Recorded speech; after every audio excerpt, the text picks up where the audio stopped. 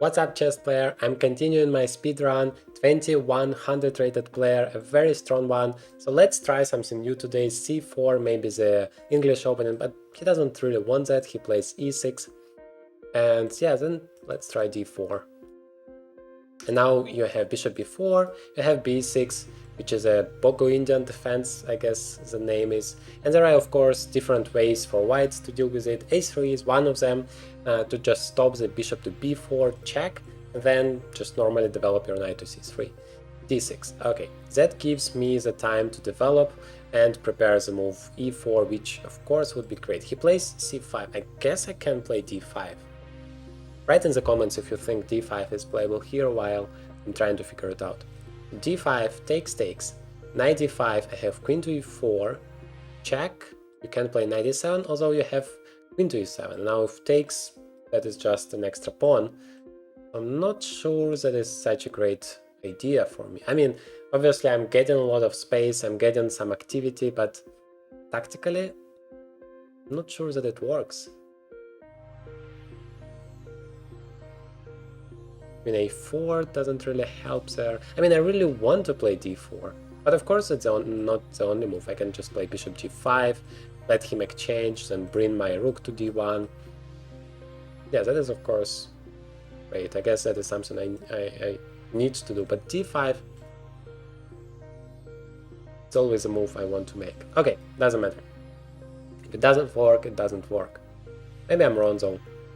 Okay, now d5 seems even more interesting. Maybe h6 is his idea, but then I can take it on e6 with a tempo because you don't really want to take there, and then open up the d file. You might take and then play h6. Yeah. Okay, if I have already played bishop g5 with an idea that I'm okay with takes, then let me just continue in the same fashion and just play rook d1. Bring in the rook to the d file where at some point, of course, the position is gonna open up, unless I'm playing d5 and after e5 it's gonna be closed, of course.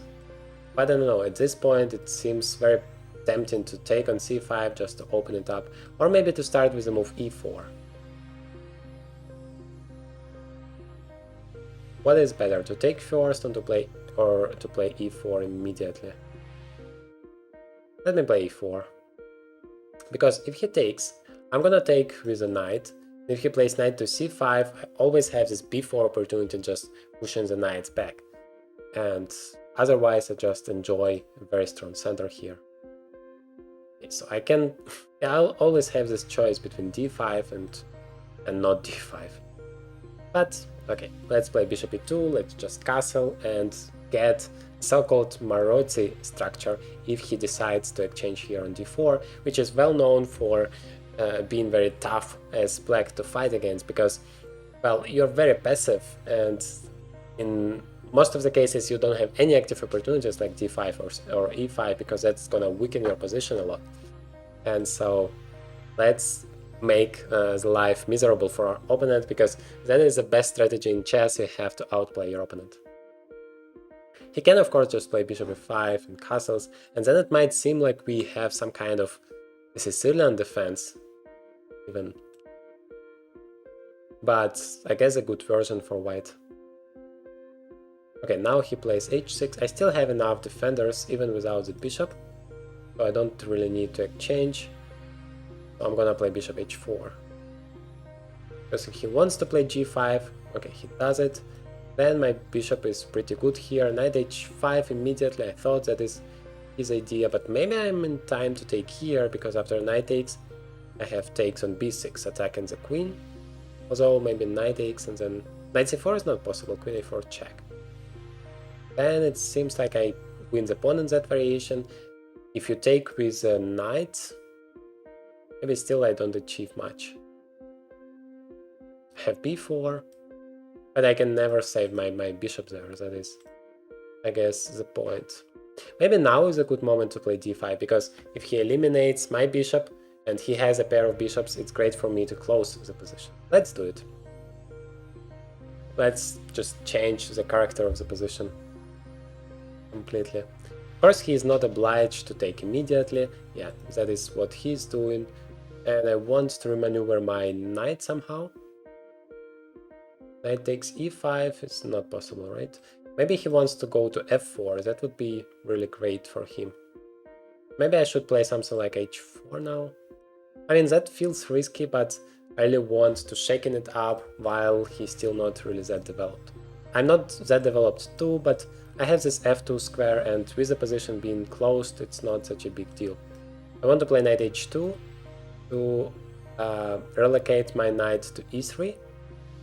Maybe castles first, because his bishop is gonna be great along the diagonal, no question about that, but other than that, all of his pieces are extremely passive there. Maybe I'm just playing rook to... I'm thinking whether bishop e3 is somehow dangerous for me. I don't think so. I think I'm gonna just win time with that. Rook f5, rook f1. Yeah, my knight is still not relocated. Maybe let's... yeah, but now it doesn't make that much sense, because the f5 square is covered by my rook.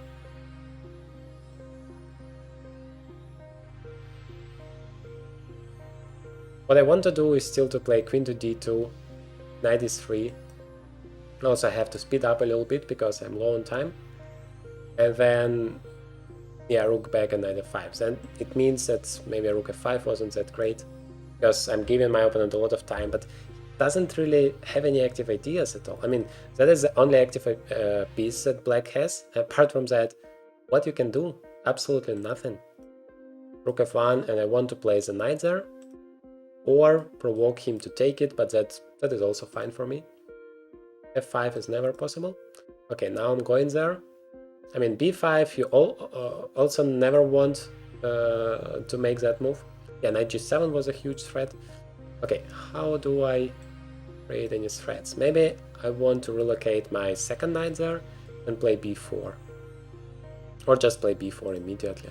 I really need to speed up, because at some point without the time you just lose.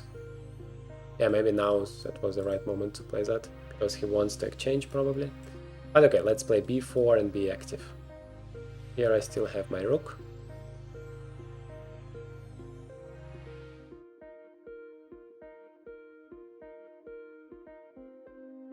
Maybe bring another rook to the f-file. Make sure that he's staying passive there. Maybe not.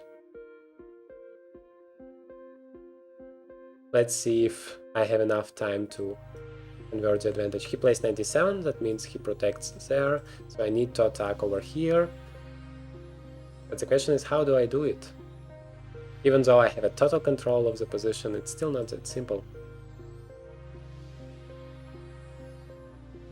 I want to double and triple everything here. I guess I have to take at some point, but it doesn't really give me the guarantee that I'm gonna penetrate. e7. My f5 rook is also good, it's attacking the h5. Now I want to pick up the a7 pawn. Probably also knight b6 might be annoying for him. Still doesn't have any active moves at all. I really hope that I have enough time to win the game, because otherwise it would be sad. Maybe now I allowed some counter chances. Check. Now I have the h pawn.